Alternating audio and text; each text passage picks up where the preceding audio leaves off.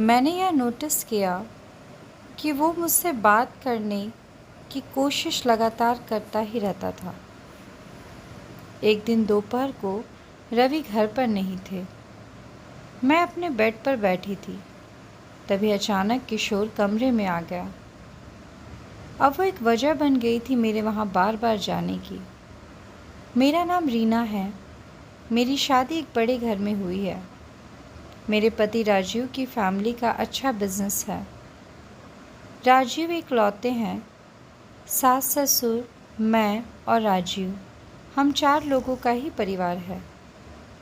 राजीव और पापा जी सारा बिजनेस संभालते हैं, इसलिए काम से वापस आने का कोई समय नहीं होता है।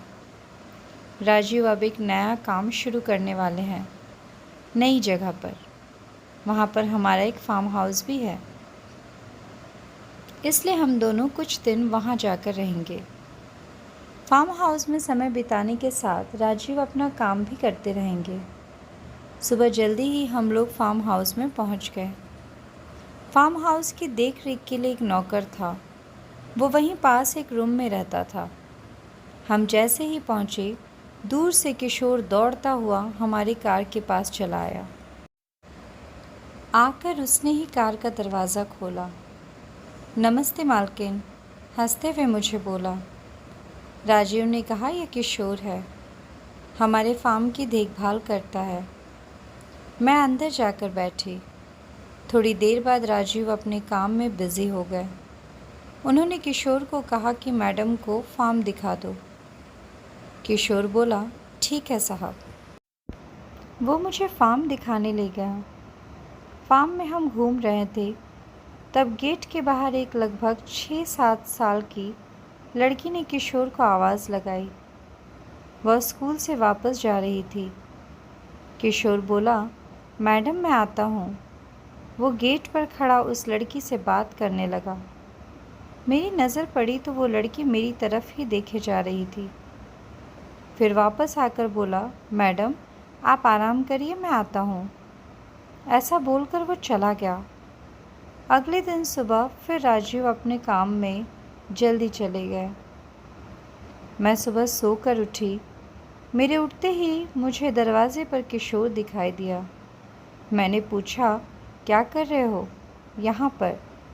बोला, मैडम अभी आया हूँ चाय लेकर।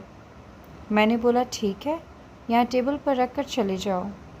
मैं नहाकर किचन में गई।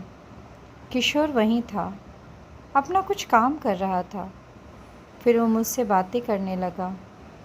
मैं उस तरह की लड़की नहीं हूँ कि कोई एकदम से मुझसे बात करे और मैं भी उससे करने लगूँ, इसलिए मैंने उसकी बातों पर कोई जवाब नहीं दिया। यहाँ का पुराना नौकर था, इसलिए मैं उसकी बातें सुन भी रही थी। अगर ऐसा नहीं होता तो शायद मैं उसे डांट देती। अभी मुझे यहाँ आए 2-3 दिन ही हुए थे। मैंने यह नोटिस किया कि वह मुझसे बात करने की कोशिश लगातार करता ही रहता था। एक दोपहर मैं कमरे में अकेली बैठी थी। अचानक से किशोर कमरे में आता है। बोलता है, मैडम मुझे कुछ पूछना है। मैंने बोला, क्या? बोला, मैडम आप बुरा मत मानना। मैंने बोला, पूछो। बोला, मैडम मैं आपकी एक फ़ोटो ले सकता हूँ? मेरे मुंह से निकला, क्या? बाहर निकलो अभी कमरे से। किशोर बोला, मैडम आप गलत समझ रहे हैं, मेरी बात तो सुनिए। मुझे पता नहीं क्यों गुस्सा आ गया। मैंने बोला, बाहर निकलो या अभी तुम्हारे साहब को फ़ोन करूं। इतना बड़ा घर और मेरे लिए तो अनजान ही था, ऊपर से वो इस तरह की बातें कर रहा था। मुझे कुछ अजीब लगा। मैंने सोचा शाम को राजीव आएंगे तो सबसे पहले इसकी छुट्टी करवाऊंगी। शाम को राजीव आए तो मैंने उनको सब बताया। राजीव मानने को तैयार ही नहीं थे। बोले, ये कई सालों से है, उसकी एक बच्ची भी है, तुम कुछ गलत समझ रही हो। उसकी बच्ची के बारे में मुझे पता नहीं था। मैंने बोला, कई सालों से यहाँ कोई लड़की भी नहीं आई थी। राजीव ने बोला, रुको अभी बुलाकर बात करते हैं। राजीव ने किशोर को आवाज़ लगाई।